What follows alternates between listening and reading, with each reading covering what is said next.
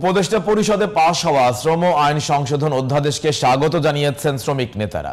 দ্রুত এটি বাস্তবায়নের দাবিও তাদের। তবে মালিক পক্ষ বলছে সরকার ও শ্রমিক পক্ষের সাথে ত্রিপক্ষীয় আলোচনায় নেওয়ার সিদ্ধান্ত সংশোধনী অধ্যাদেশে মানা হয়নি। কিছু ধারা পরিবর্তনেরও দাবি তাদের। সাজাদ হোসাইনের রিপোর্টে বিস্তারিত। শ্রমমানকে আন্তর্জাতিক মানে উন্নীত করা এবং মালিক শ্রমিকের অধিকার ও কল্যাণ নিশ্চিত করতে গত বৃহস্পতিবার বাংলাদেশ শ্রম আইন সংশোধন অধ্যাদেশের নীতিগত ও চূড়ান্তভাবে অনুমোদন দেয় উপদেষ্টা পরিষদ।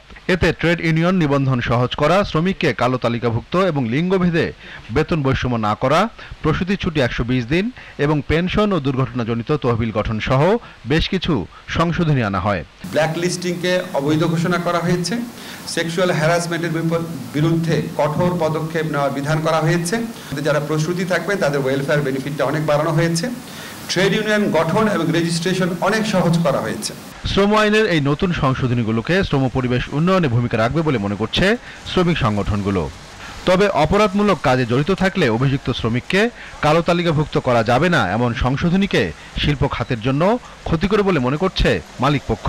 একই সাথে ট্রেড ইউনিয়ন নিবন্ধন সহজ করা নিয়েও আপত্তি তুলেছেন শিল্প মালিকরা। বড় বড় যত দেশ আছে, চায়না বলেন, পাকিস্তান বলেন, ভিয়েতনাম বলেন, আমাদের চায়না ইন্ডিয়া বলেন, জাপান বলেন, সাউথ কোরিয়া বলেন, কেউই কিন্তু আইএলও কনভেনশন 190 সই করে নাই। একজন শ্রমিক নামধারী সন্ত্রাসী যদি ওই ইন্ডাস্ট্রিতে ভাঙচুর করে, অগ্নিসংযোগ করে, কর্মপরিবেশ নষ্ট করে, বিশৃঙ্খলা সৃষ্টি করে, দাঙ্গা হাঙ্গামা সৃষ্টি করে, তাহলে তাকে ব্ল্যাক লিস্টেড করা যাবে না কেন? এবং যারা বলে যে এই ধরনের ক্ষেত্রে ব্ল্যাক লিস্টেড করা যাবে না, তারা দেশের অর্থনীতির শত্রু।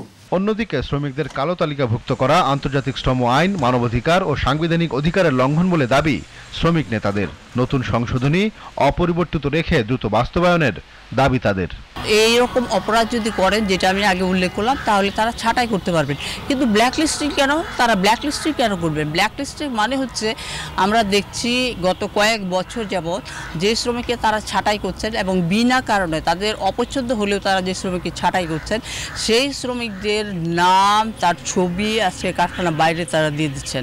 এই ধরনের আচরণ হচ্ছে মানবাধিকার লঙ্ঘন এবং এই ধরনের কাজ করার ফলে ওই শ্রমিকের কিন্তু আজকে সামাজিক মর্যাদা ক্ষুণ্ণ হবে এবং তিনি ভবিষ্যতে আরেক জায়গায় যে কাজ করতে যাবেন সেটা উনি করতে পারবেন না। অতএব এই ধরনের আইন আইএলও কনভেনশনের বিরোধী এবং বাংলাদেশে যে শ্রম আইন আছে শ্রম আইনের বিরোধী। শ্রম আইন সংশোধন অধ্যাদেশটি অনুমোদন হওয়ার পর পরীক্ষা নিরীক্ষা বা ভেটিংয়ের জন্য পাঠানো হয়েছে আইন মন্ত্রণালয়ে। ভেটিং শেষে দ্রুতই প্রজ্ঞাপন জারি হবে বলে জানা গেছে। Sajjad Hossain, GTV news, Dhaka.